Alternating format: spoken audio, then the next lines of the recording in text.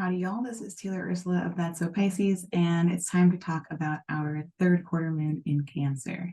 So let's do it. Okay, so the moon's at home in Cancer. We're in our third quarter moon phase.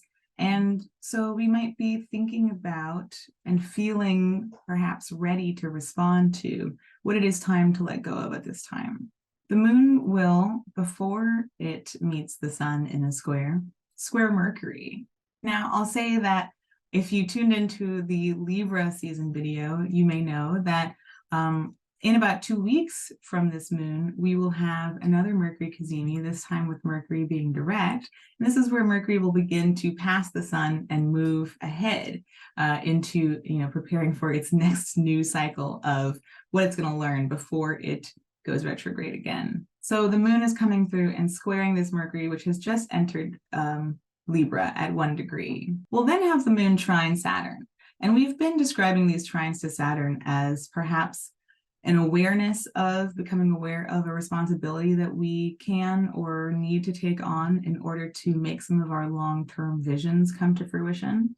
And since this is a third quarter moon, we might be willing to separate from some of the structures that we've been buying into, that we've been part of, that we've been maybe hoping to build with that Saturn, and thinking about where we can intuitively let go of some of those things in order to make space for what will continue to be built. The moon will square the sun and then sextile Jupiter, both at 15 degrees. Now, the sun and Jupiter don't see each other because they are in both of the Venus-ruled signs and therefore are in conjunct, but the moon is connecting them now in some way. So the moon squares the sun, asks us to let go of something, and sextiles Jupiter, who is retrograde still through the end of the year, and perhaps inviting us deeper into that sense of letting go what is no longer for us, what kind of roles, responsibilities, social environments that are not really connecting us to what we need to be paying attention to at this time. The moon will then square Chiron. So there's something perhaps tender, sentimental about this release. Perhaps we wanted to be something that is not coming to fruition. Perhaps we wanted to be part of something or start something that we might now see ourselves letting go of. And that might trigger some of those memories, those feelings to come up and surface. In the day after this first quarter moon, the moon will square the nodes at 24 degrees. So we might be seeing ourselves making a choice, whether conscious or unconscious. We might see ourselves leaping into something that's opening up for us, even though it feels uncomfortable, hoping that we have the resources and the groundedness to do this at this time.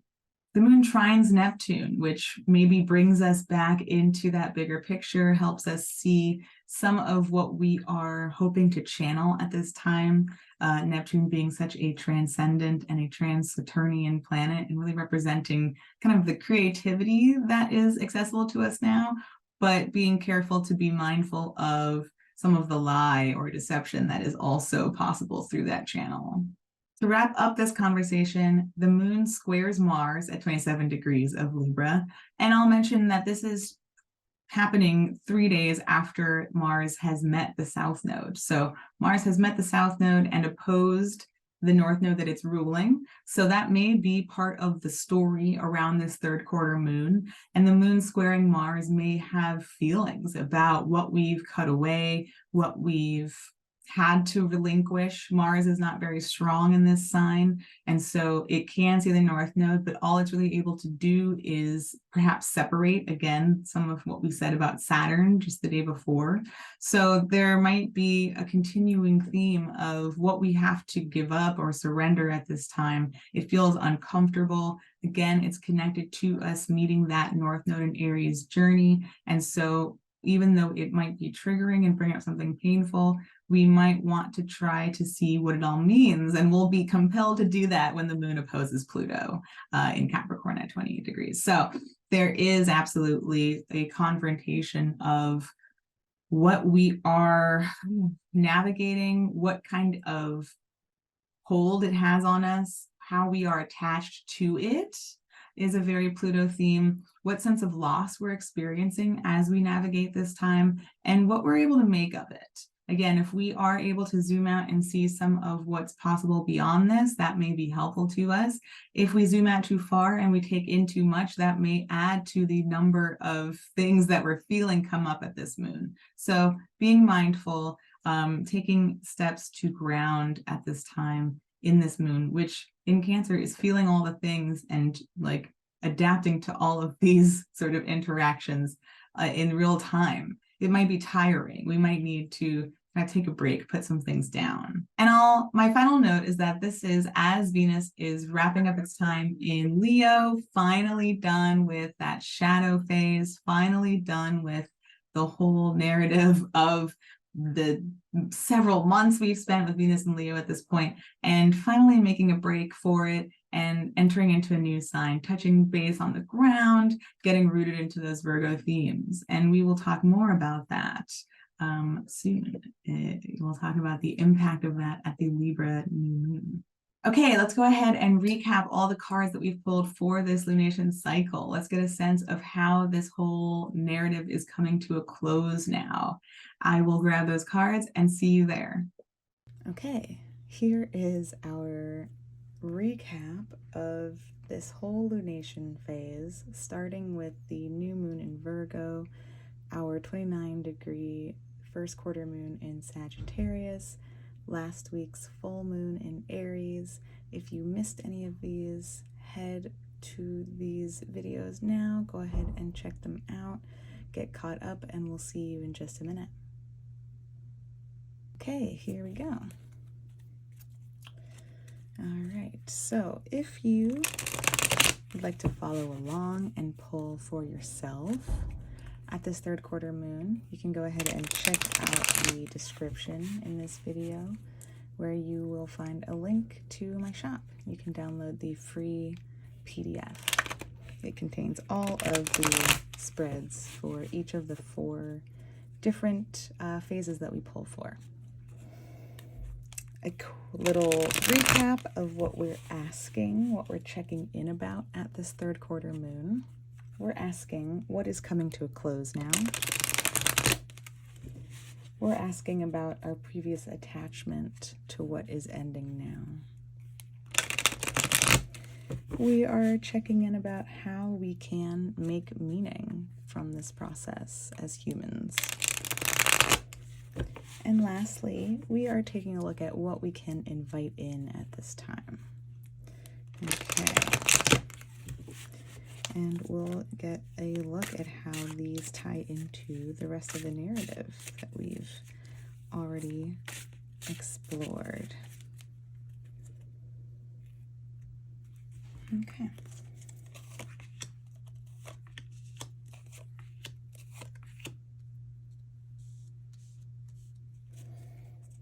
All right, so what is coming to a close now? Okay. All right. Yes, I don't think this is the first time we've seen the Magician in a third quarter moon spread.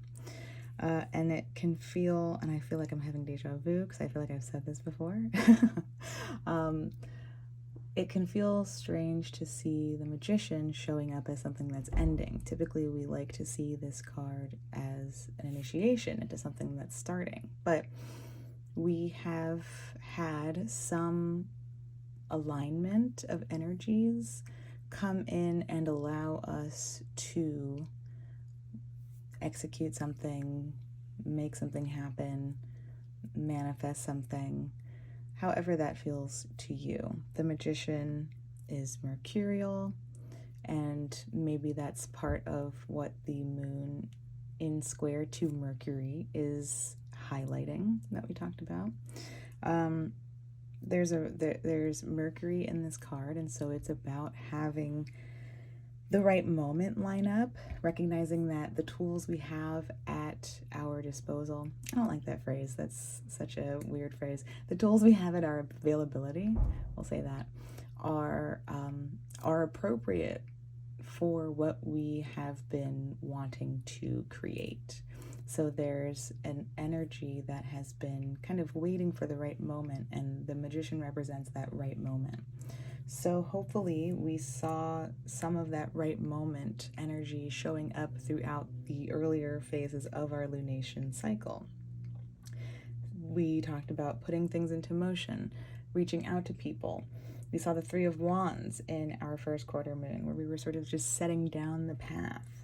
We were like, we had the gift of beginning motion, right?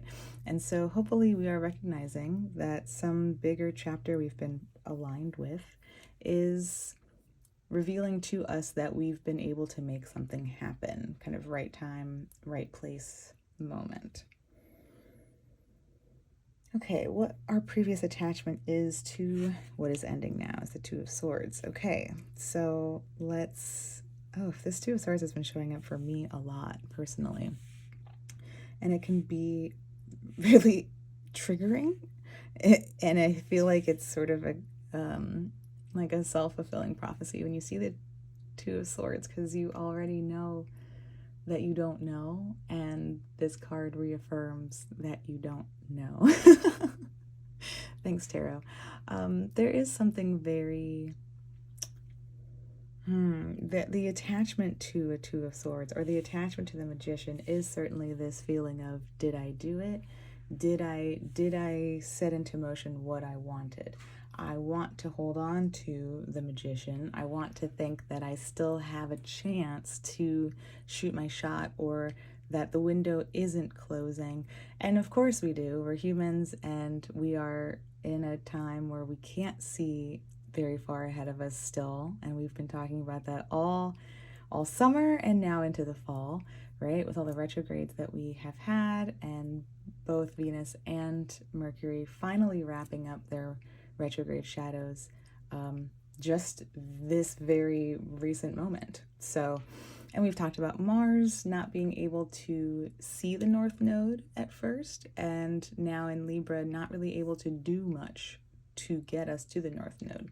So we're attached to the idea that we have this alignment, maybe indefinitely, because we can't see what is kind of coming together behind the veil, right?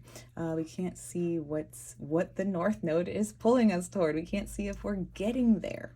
We're very uncertain, and so we are attached to this idea that if we saw the moment, if we had the moment, then we can kind of keep having the moment. We can hold on to the moment, and we might need to trust that we've put into motion what needed to be put there, what needed to be started.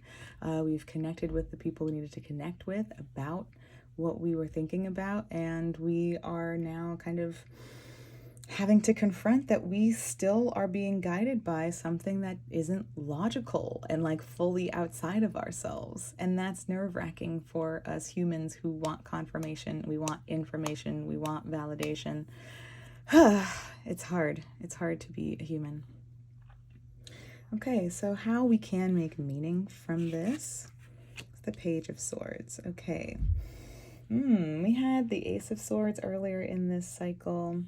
It's interesting to see so much of the mental, the mental energy that we're being called into.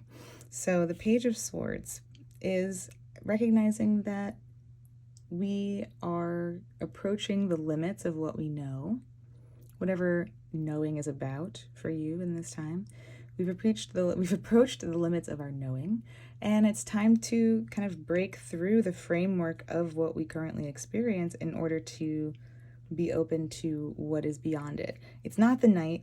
We're not seeing the night here, so we're not necessarily doing that breaking yet. We're not necessarily breaking out of these frameworks that we're within, but we are questioning.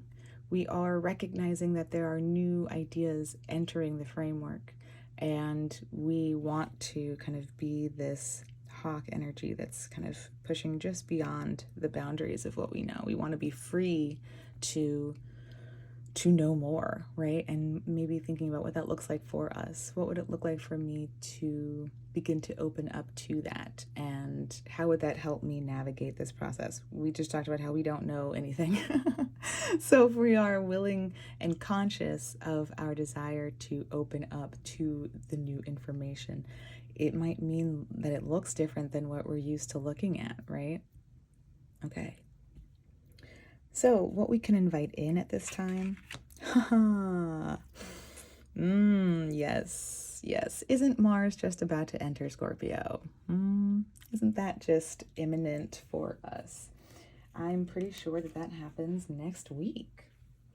And in fact, I believe that happens. I'm checking my ephemeris. Aha, yes, next Wednesday. So in just a week from when this is being filmed. All right, so yeah, we are gonna see Mars enter Scorpio. Mars hasn't been in Scorpio in exactly 2 years.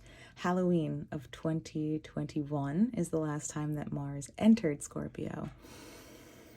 And it's the first time Mars has been home since that lengthy retrograde we had with Mars moving through Gemini in like 2022. Remember? So long ago at this point, but also not. Mars hasn't been in its own sign since the summer of 2022. I believe it was June that it was in Aries. And so this is a long awaited homecoming for Mars. We've talked about how Mars has just hit the south node. Mars has been in a sign that it does not love. It's been trying to reach the Aries north node and it's faced so many obstacles. And so at this point, with Mars returning home, while it will be again in a place where it can't see the north node, it will be in a sign where it is deeply empowered by its instincts, and it will know what it's ready to be what it's ready to be done with, what we are ready to dispose of, what we are ready to end. Scorpio is a sign of endings, right? A sign of transformation. And so we are welcoming in this energy now. Absolutely. We have a major here and a major here. So the Magician is closing. We're opening up to death. It means that we are approaching eclipse season, right? Our next new moon is going to be the eclipse. That's going to be next week as well. So we are absolutely going to exit this next upcoming lunation cycle very different than we are entering into it at this moment. And that's what we are inviting in at this time. We are inviting in trust in this process. There will be pieces within us that begin to change.